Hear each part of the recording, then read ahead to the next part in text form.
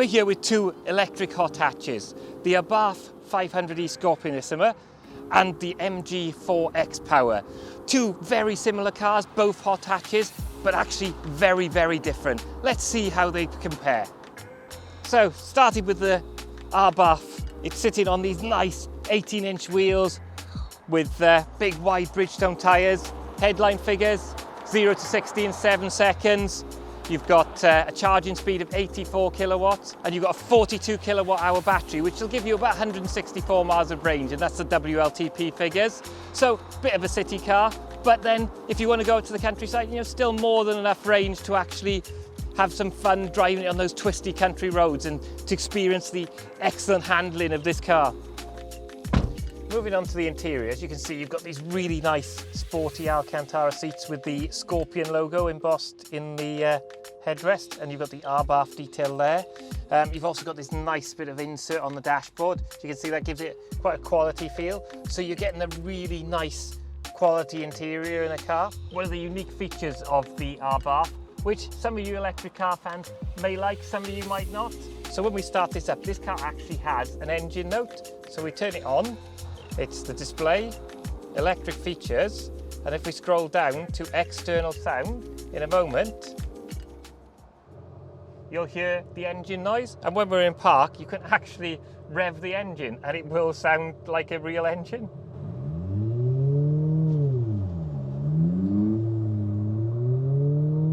So this is trying to capture the feeling of the traditional Abarth sporty hot hatch. You can also turn it off if you don't want it, and then the car is another silent EV. So now moving on to the MG4. So if you want something that's bright, colourful, loud in the hot hatch market, the Abarth 500e is for you, but this is more of a sleeper car. The main thing that gives it away as being the MG4 XPower is the matte green paint on this one, and if you were to move to the wheels, the bright orange brake calipers. But this is the ultimate sleeper of a hot hatch, because this car actually has over 420 brake horsepower. Yes, you did hear me right on this. This all-wheel drive car that looks like your standard family MG4 has over 400 brake horsepower, can do 0 to 60 in less than 3.8 seconds. To put it in perspective, that's actually quicker than an Audi e-tron GT, all for a car that's under £40,000. Moving on to the interior, this is what you'd expect from your normal family hatch. There's a few nice little touches to signify this is the XPower one. You've got slightly more buckety seats, you've got the Alcantara trim there, and also on the door panels. So one of the things that sets this apart from the standard MG4 is you've got the standard screen there, but if you swipe across, we've also got a few more features, which we've got track mode.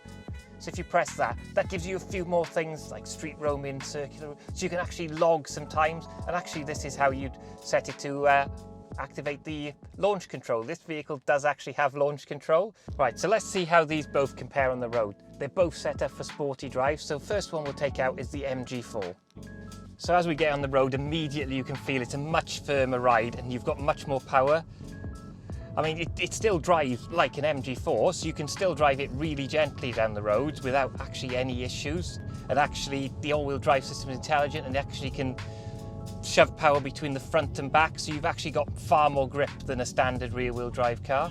I mean, it's one of these things with electric sporty cars is you can actually drive them gently as if it's a normal car. You don't have to drive it quickly anywhere, but you do know, you can feel on this car that you've got the power under the accelerator pedal should you need it.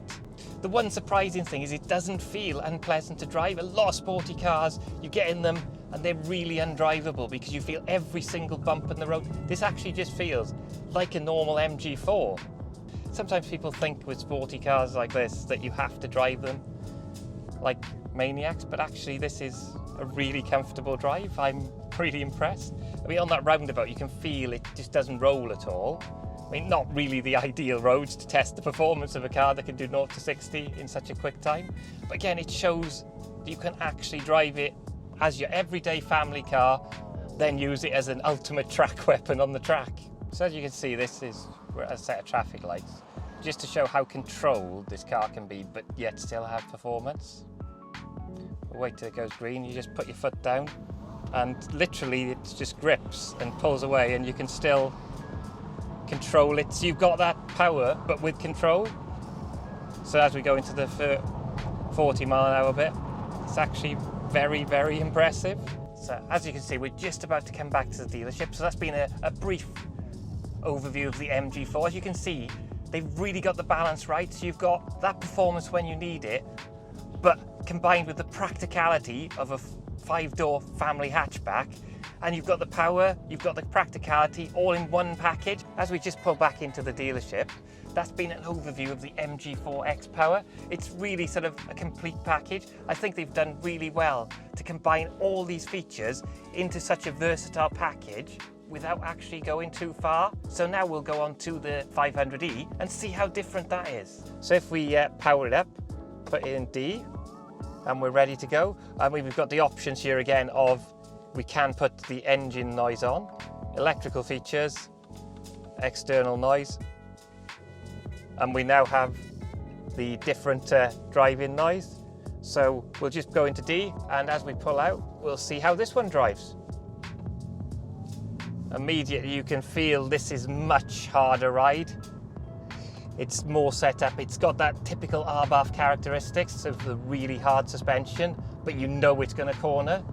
Again, it's not designed to be the family hatchback. This is a fun city car where it's actually designed to have a bit of fun on the track, but then it's not got the performance of the MG4. Yet this is 0 to 60 in 7 seconds, so significantly slower than the MG4 XPower, but still it gives you miles per kilowatt hour rather than being an all and out track weapon.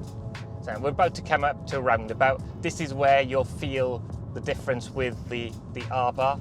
So as we go into the roundabout, we'll just stop now.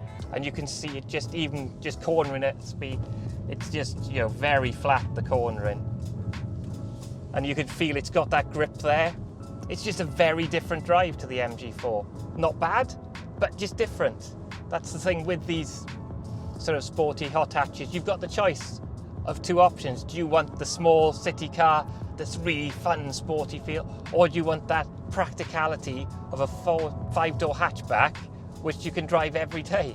So as we come back to the dealership after a brief drive in both vehicles, which one would I pick? Well, if money was no object, I'd probably have both of them. The MG4, if you want that practical 5-door hatchback for every day, and then the Abarth for the weekend, if you want that thing for a little blast around those country roads where you can have fun without sort of risking your license, as it were. So there we have it, a comparison you may not have thought of. The Abarth 500e Scorpionissima and the MG4 XPower, both available at Nathaniel Cars. So what's your favourite? Let us know in the comments.